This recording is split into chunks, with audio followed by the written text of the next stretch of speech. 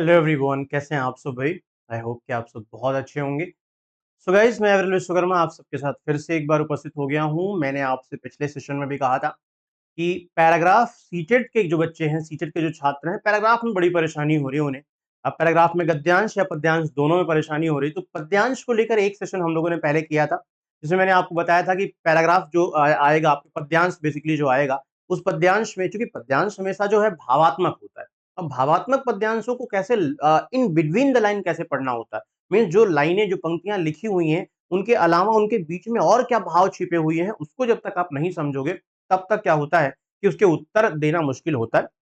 तो चलिए जरा देखते हैं, आपके साथ एक पैराग्राफ हम भी आज साझा करते हैं, शेयर करते हैं, और कोशिश करते हैं कि इन पैराग्राफ के माध्यम से आप तक हम अब पहुंच सके और हम थोड़ा सा बात कर सकें कि किस तरह से सॉल्व करना। अगर हमें पैराग्राफ मिले या कुछ चीजें, नई कविताएं मिले कुछ, तो उन्हें कैसे हम सॉल्व कर सकते हैं, या क्या परेशानी क्या उसमें आ सकती है, उनको कैसे हम सॉल्व करें, उन परेशानियों को जरा देखते हैं। आइए तो इन चीजों को हम जरा देख लेते हैं ध्यान से।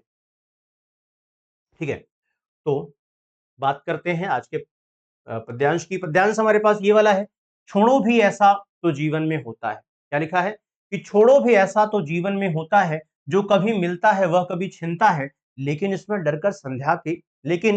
डरकर संध्या के सिंदूरी प्रकाश में मंजरित तुलसी के नीचे दिया जलाना थोड़े ही बंद किया जाता है। क्या लिखा है, बढ़िया ध्यान से पढ़िए कि छोड़ो भी ऐसा तो जीवन में होता है। कह रहा है कि ये तो होता रहता है जीवन में, तो जीवन का नियम है, ये तो होना ही है।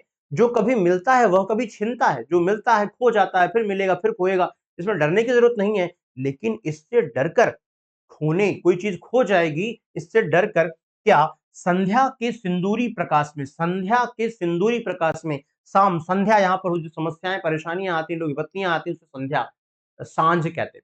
कि सिंदूरी प्रकाश, प्रकाश क्या है, प्रकाश हमेशा आशा का द्योतक होता है। तो जब शाम होने लगे, जिंदगी की शाम यानी मृत्यु, और वैसे ही नॉर्मल शाम यानी अंधेरा जो है किसका प्रतीक होता है, समस्याओं का प्रतीक होता है।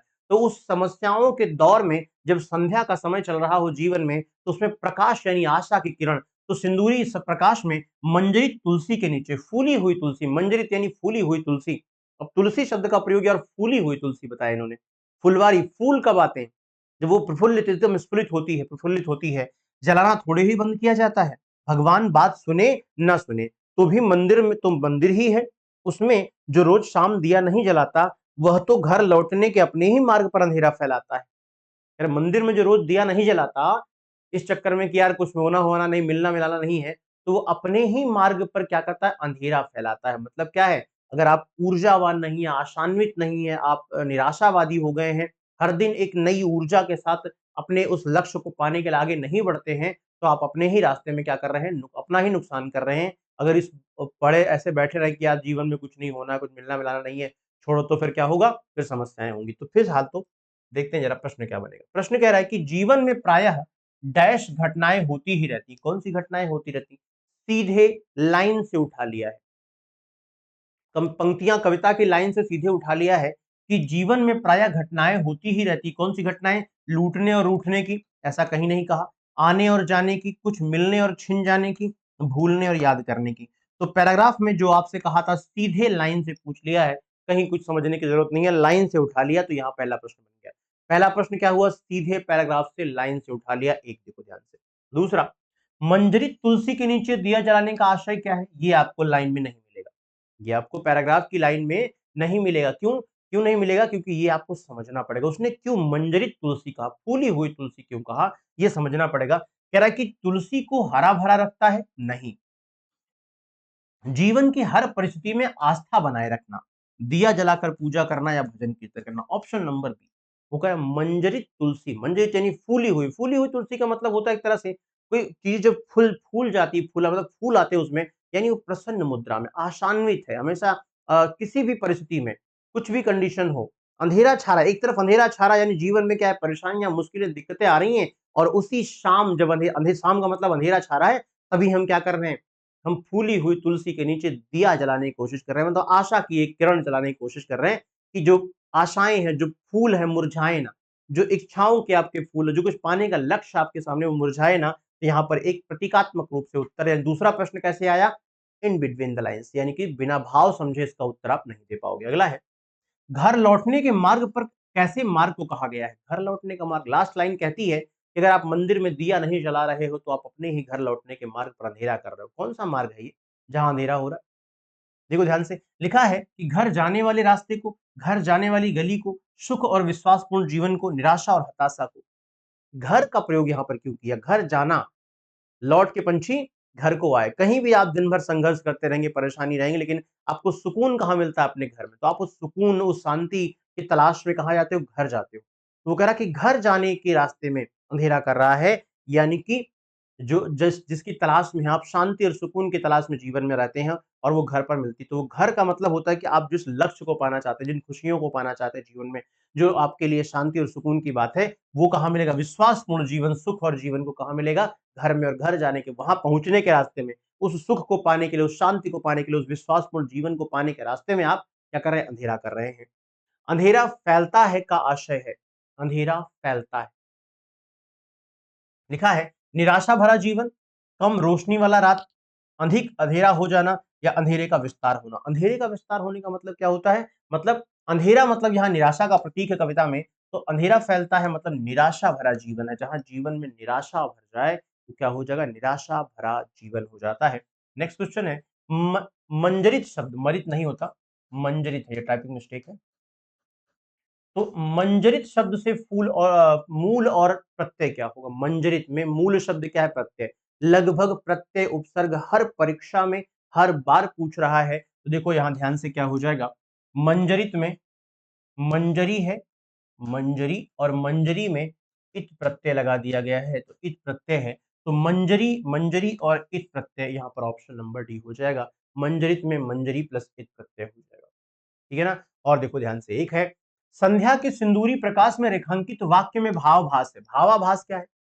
ये भी इन बिटवीन द लाइन्स है कि संध्या के सिंदूरी प्रकाश में रेखांकित वाक्य में भावाभास क्या है? भाव का आभास क्या है? तो आशावादी है, निराशावादी है, तुलनात्मक है या अनास्थावादी है? क्योंकि संध्या के सिंदूरी प्रकाश, सिंदूरी प्रकाश की बात कर रहा है यहाँ पे।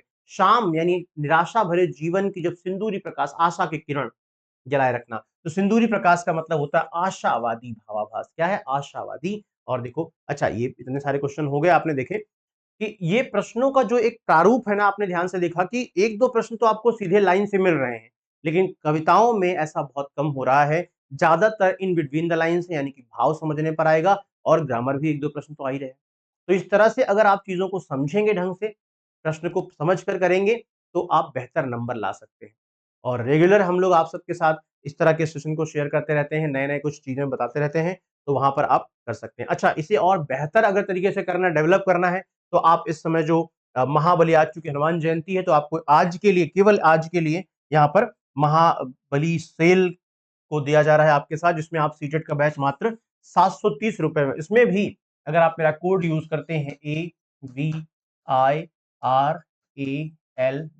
अविरल वी कोड यूज करते हैं, तो आप सीधे जाकर परचेज कर सकते हैं। कुछ नहीं करना उसके लिए, आपको क्या करना होता है? उसके लिए आपको सीधे चले जाना है वेबसाइट पर। ये देखो, टेक्स्ट बुक की वेबसाइट पर जाना है।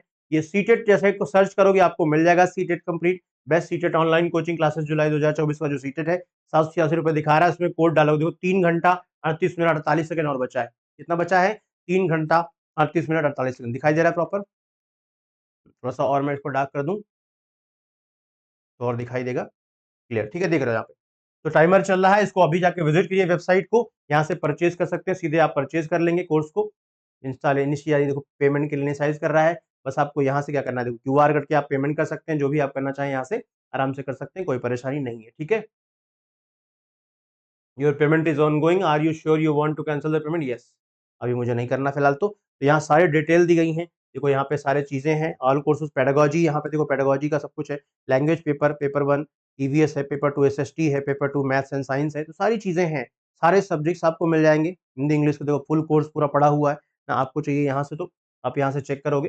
देखो ये हिंदी का पूरा कोर्स मैं दिखा दे रहा हूँ, हिंदी में क्या क्या चीजें, देखो यहाँ पे हिंदी का पूरा पार्ट है। फिर यहाँ पे शिक्षण शास्त्र पे जाओगे, देखो पूरा शिक्षण शास्त्र आपको पेडागोजी मिल जाएगा, व्यू मोर यहाँ पे, तो पूरा टॉपिक सब कुछ मिल जाएगा, राष्ट्रीय शिक्षा नीति, राष्ट्रीय पाठचर्या, रूपरेखा, ठीक है ना, ये सब कुछ थोड़ा सा और कर दिया जाए।